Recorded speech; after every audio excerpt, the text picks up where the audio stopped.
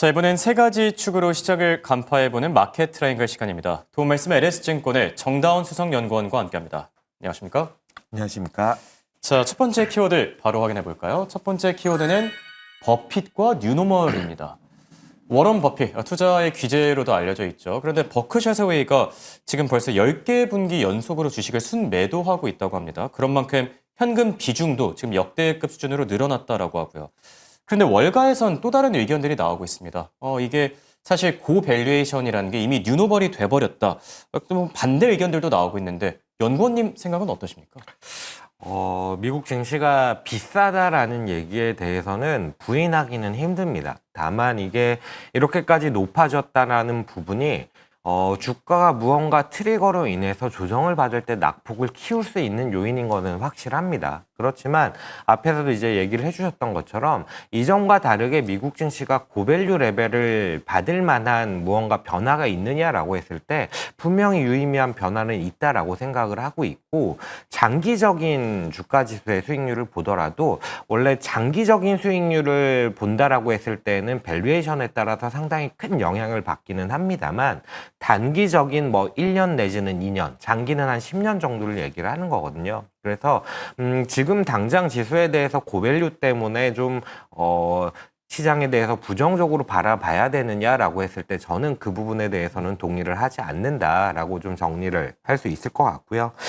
뉴노멀에 대한 얘기를 좀 하셨는데, 네. 미국 증시가 이렇게 고밸류를 받게 되는 무언가 변화가 있느냐라고 했을 때 일정 부분 저는 변화가 있다라고 생각을 합니다. 그 가장 큰 변화가 뭐냐라고 했을 때는 글로벌리 투자에 대한 접근성이 상당히 높아졌다라는 부분입니다. 당장 우리나라만 하더라도 사실 미국 주식 투자에 대한 부분이 이렇게까지 보편화된 게 사실은 코로나 시기를 전후해서 저는 그렇죠. 확실하게 좀 많이 바뀌었다라고 생각을 하거든요. 더불어서 이렇게 투자를 손쉽게 할 수 있는 것과 비슷하게 텔레그램이라든지 유튜브 채널을 통해서 혹은 X 같은 이런 SNS를 통해서 해외 시장이라든지 경기에 대한 분석들을 접근하기가 상당히 또 쉬워진 부분이 있습니다. 이 말은 자금이 좋아 보이는 자산으로 더 많이 쏠릴 수 있다라는 거고, 그 말은 좋아 보이는 자산이 더 많은 고평가를 받을 수 있다, 더 크게 고평가를 받을 수 있는 환경이다라고 생각을 하고 있어서 아마 이런 부분이 좀 영향을 주지 않았을까라고 생각을 하고 있고, 그 기저에는 그만큼 미국 주식이 갖고 있는 달러 패권이라든지 아니면 기술 혁신 기반의 신뢰받을 수 있는 자산이라는 평가가 기저에 깔려 있기 때문에 그런 모습이 가능하지 않나라고 생각을 하고 있어서 저 역시 고밸류는 부담스럽기는 합니다만 여전히 좀 미국 주식 시장에 대해서는 낙관적인 시각을 좀 견지하는 게 어떨까 이렇게 좀 생각을 합니다. 네. 미국 증시의 밸류에이션 부담, 사실은 맞지만 그럼에도 불구하고 매력은 여전히 있다. 이렇게 정리를 해주셨고요. 자, 그리고 셧다운 리스크에 대한 얘기를 저희가 빼놓을 수가 없을 것 같거든요.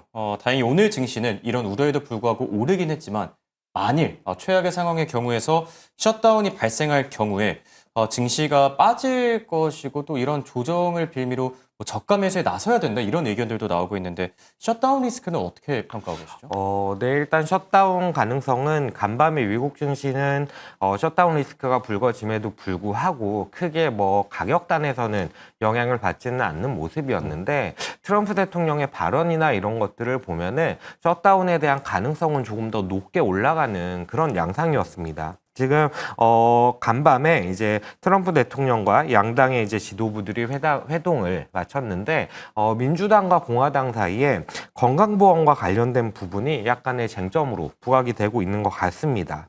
공화당 같은 경우는 먼저 조건 없는 예산안 통과를 내세우고 이후에 논의를 하자라는 얘기를 하고 있고, 민주당 같은 경우에는 건강보험 관련해서 보조금을 연장을 해야 하고 관련 예산을 삭감했던 부분을 복원해야 된다라고 좀 주장을 하고 있는 상황이라서 양당 간에 좀 의견이 팽팽하게 대치가 되고 있는 상황입니다. 간밤, 그러니까 오늘 밤에 이제 다시 한번 또 표결을 진행을 할 것이기 때문에 이런 네. 부분을 좀 체크를 해봐야 될 것 같고요. 만약에 지금 이런 예산안이 통과가 못 돼서 셧다운이 된다라고 했을 때 시장이 어떨 것이냐. 당연히 긍정적이지는 않을 것 같습니다. 그렇죠. 다만 이렇게 좀 예산안 통과가 못해서 셧다운이 된다라고 할지라도 시장이 믿고 있는 부분이 하나가 있습니다. 가장 강력한 게 이제 금리 인하에 대한 기대감을 높일 수 있다라는 부분입니다. 네.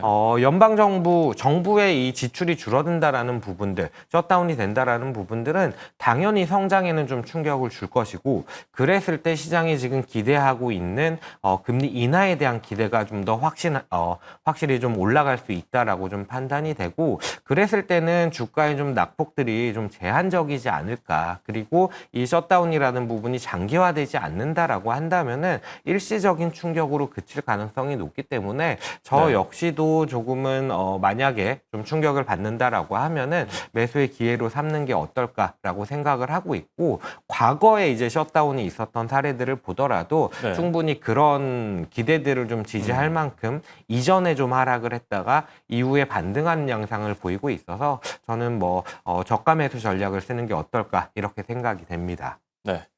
과거에도 비슷한 사례들이 있었지만 증시가 결국에는 뭐 단기적으로만 빠지고 결국에는 장기적으로는 우상향했기 때문에 오히려 이게 기회가 될 수 있다. 저가 매수 기회가 될 수 있다. 이렇게 조언을 해주셨고요. 자, 그럼 두 번째 키워드도 바로 한번 확인해 볼까요? 두 번째 키워드는 외교 돌파구입니다. 지금 뭐 비자 문제도 그렇고 환율 문제도 그렇고 사실 논의해야 될 부분들이 많죠. 지금 뭐 미국과 이번 주에 환율 협의안도 발표될 예정이라고 하는데 이 비자 문제나 환율 문제는 어떻게 생각하세요? 네, 트럼프 대통령이 이런 대외 정책들에 대해서 사실 어느 정도는 좀 불확실성의 정점을 지난 게 아닌가라고 생각을 했는데 생각보다 다시 또 발언의 수위를 높이고 있습니다. 간밤에도 이제 대만의 반도체 생산 설비들을 미국으로 옮겨야 된다라는 얘기들을 행정부에서 좀 한 것 같은데, 이런 부분들이 저는 기본적으로는 미국 역시도 사실은 불가능할 수 있다라는 것들을 깔고 이를 활용해서 협상의 일환으로서 좀 활용하려는 전략을 다시 한번 좀 쓰는 게 아닌가라고 좀 생각이 들고, 그 기저에는 시장이, 그러니까 주식 시장이 이렇게까지 좋고 경기에 대한 부분도 사실 2분기 GDP 성장률 같은 경우들을 봤을 때 긍정적으로 발표가 되다 보니까 협상의 수위를 조금은 발언의 수위를 좀 높여감으로써 협상을 좀 이끌어내려는 전략을 조금 지금은 좀 더 공격적으로 쓰는 게 아닌가라고 좀 생각이 들고, 환율과 관련해서는 미국과 일본이 성명을 통해서 합의 내용을 발표한 게 있습니다. 화면상에 좀 나타나고 있는데 이 세 네. 가지 정도가 좀 나타나고 있고, 이 중에서 첫 번째 같은 경우는 사실 최소 월 단위의 외환시장 개입 현황 공표, 이런 부분들은 다른 나라들은 사실 이미 좀 진행을 하고 있는 부분이라서 충분히 우리나라에도 어느 정도는 좀 나타날 수 있다라고 좀 생각이 들고, 그런 발표들이 무언가 좀 우리나라에게 불리하게 작용을 할 것이냐라고 했을 때 그럴 가능성은 저는 크지는 않다라고 생각을 합니다.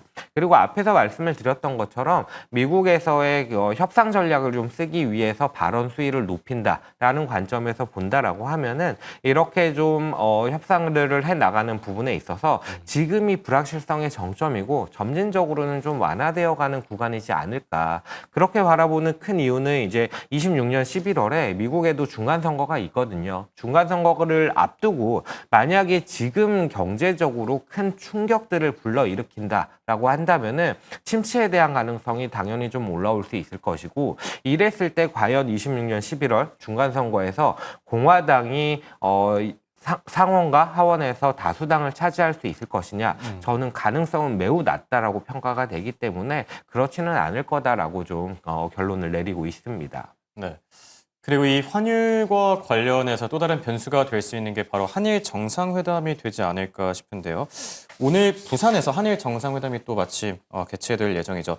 CPTPP 가입에 대한 이야기도 오갈지가 궁금하고, 이게 혹시 그 트럼프 관세 정책에 대한 돌파구가 될 수 있을까요? 충분히 좀 버팀목은 되어줄 수 있다라고 생각을 합니다. 네. CPTPP가 필요하다라고 좀 생각이 되는데 일단 CPTPP가 뭐냐면은 아시아 태평양 지역 11개 국가가 참여하는 초대형 FTA 협정이다라고 보시면 될 것 같고 네. 기존에는 원래 미국이 좀 포함이 됐었는데 미국이 탈퇴한 이후에 일본이라든지 다른 주요국들이 재편을 하면서 2018년에 출범한 그런 협정이라고 보시면 될 것 같습니다. 여기서 좀 가장 기대하고 있는 게 뭐냐라고 했을 때 미국 같은 경우가 우리나라로서는 최대 수출 국가입니다. 중국과 미국이 대략 한 우리나라의 수출 비중 한 20%씩을 차지하는 가장 큰 국가들인데 그 다음 국가가 어디냐라고 했을 때 유럽이라든지 아니면은 베트남 같은 국가들이 대략 한 10% 정도 비중을 차지를 하고 있는데 유럽이 지금 CPTPP에 대한 가입을 논의하고 있다라는 얘기들이 나오고 있는 상황이라서 우리나라 입장에서도 CPTPP에 좀 가입을 해서 미국만큼은 아니지만 다른 무언가 버팀목 혹은 협상력을 높일 수 있는 그런 협정에 좀 가입을 하는 것이 저희는 충분히 좀 긍정적이다라고 생각을 하고 있고요. 유럽에 대한 얘기를 했는데 미국이 가장 중요한 이유는 미국이 그만큼 우리 글로벌리 봤을 때 최대 소비 수요 국가이기 때문인데 EU 역시도 대략 한 미국의 3분의 2 정도의 소비 시장을 갖고 있습니다. 미국이 대략 한 21조 달러 규모의 시장이라면 유럽 같은 경우는 한 14조 정도 규모의 소비 시장을 갖고 있기 때문에 우리로서는 이러한 다른 시장들을 좀 더 공략해 나가는 노력들이 충분히 좀 필요한 시점이지 않나 이렇게 좀 보여집니다. 네. 자, 그리고 세 번째 키워드까지 바로 만나보시죠. 세 번째 키워드는 같이 해보겠습니다. 천만 노인 시대입니다. 맞습니다. 지금 천만 노인 시대에 진입했고 문제는 재정 건정성이 되지 않을까 싶은데 최근에 IMF도 우리나라에 대한 이 부채 경고를 내놓기도 했었죠. 정부의 확장 재정 이대로 괜찮을까요?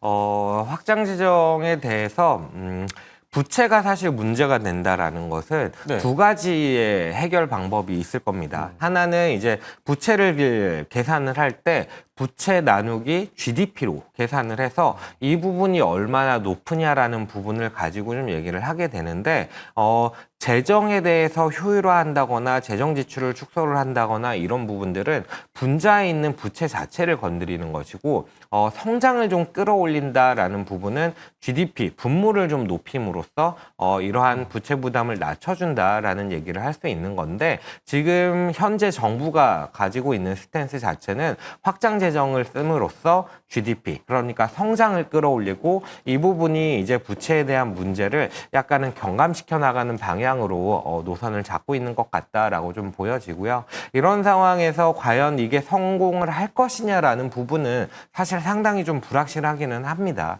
다만 지금 당장은 이렇게 좀 성장을 끌어올리겠다라는 정책을 강하게 좀 발표를 해 나가는 상황이라는 점을 감안을 하면은 지금부터 이렇게 좀 재정에 대해서 문제를 삼으면서 당장 성장 정책들을 쓰는 것들은 맞지 않다라고 하기보다는 지금 펼쳐지고 있는 성장 정책들이 얼마나 좀 큰 성공을 거둘 수 있을지 이 부분을 좀 주의 깊게 보고 좀 성공을 기대하는 쪽이 맞지 않나 이렇게 좀 생각이 됩니다. 네.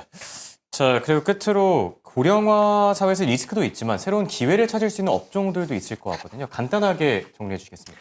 네, 고령화 사회에서 좀 중요한 부분들이 뭐냐라고 했을 때 대표적으로 이제 헬스케어 관련된 것들이 많고요. 네. 헬스케어 쪽에서 고령화가 되기 때문에 아무래도 의약품이라든지 노인 요양이라든지 이런 것들이 좀 주목을 받고 있고 자동화 역시도 좀 주목을 받는데 이런 테마들은 사실 시계열이 상당히 좀 길고 이미 좀 많이 기대감을 가지고 있는 부분들이기도 합니다.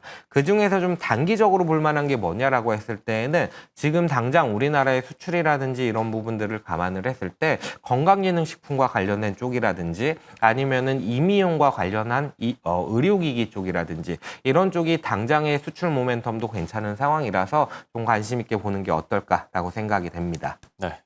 고령화 리스크의 투자 관점에서는 또 새로운 기회가 될 수 있을 듯합니다.